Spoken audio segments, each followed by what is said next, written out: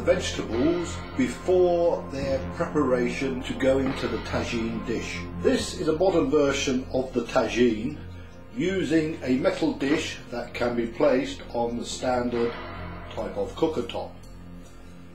The lid is of the conical variety, which when placed on allows the moisture that is boiled inside to rise up and pour back down inside the lid. This means less moisture or liquid is required than with a normal stew. This particular tagine was made by Tefal. These are the prepared ingredients for the tagine. In this case I'm using stewing beef and the onions, and this is the mix that will make the bouillon, all the water that will go in with the meat. Here we have the long-term vegetables. There are potatoes, carrot and swede in there. They will go in for the full length of cooking. In this one, the vegetables that require less cooking, in this case leeks and mushrooms, they will go in halfway through the cooking. I am now going to warm the tagine up so that the meat can be prepared. So the tagine is first of all turned on to a high heat. At this stage the lid can be removed.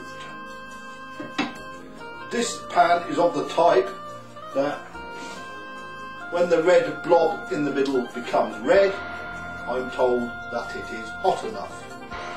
I shall believe the makers in this case. The centre is becoming more consistent red, which suggests that temperature would be nearby. I am now going to prepare the meat. Preparation of the meat for any stewing dish is very important. Something that I learnt as a youngster when I first did my first stew over a scout campfire. My mother told me to prepare the meat by browning it, and the stew went down very well.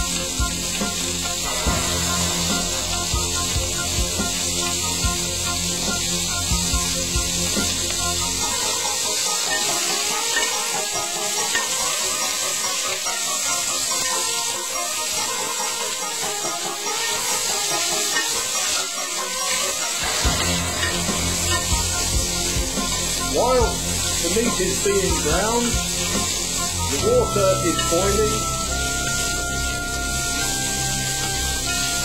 so that we can prepare the liquid for the tagine.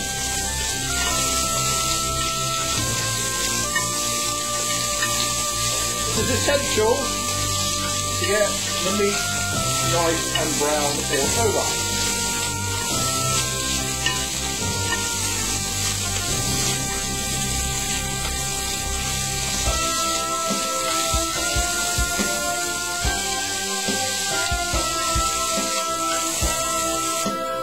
The water having now boiled, I make the bouillon sauce.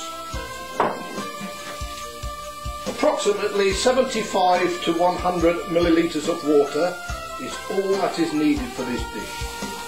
This is what makes the tagine such a useful meal. A large amount of water is not needed.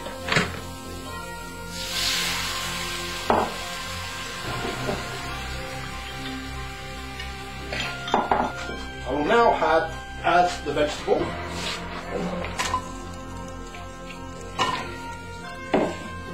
These vegetables are the ones that will be in the tagine for the longest time.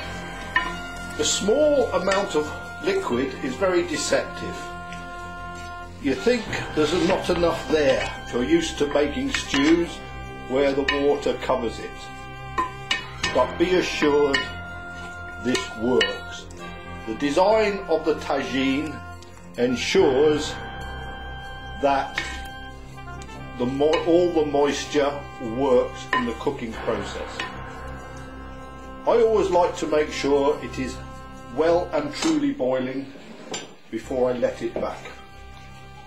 Right, we're now halfway through the cooking of the tagine, So we'll switch the timer off, and at this point of the proceeding we take the lid off and add the second batch of vegetables that don't need as much cooking as the original one. We stir them in. There's still plenty of juice in there for cooking on, which is always surprising with the tagine. That's the leeks and the mushrooms in there. And now we put the lid back on and set it for another half hour. The total time required for cooking the tagine is around about an hour, but give or take 5–10 minutes, it's not going to make a great deal of difference with this type of cooking. And now for the finished tagine. Oops. Oh, that's nice. Right.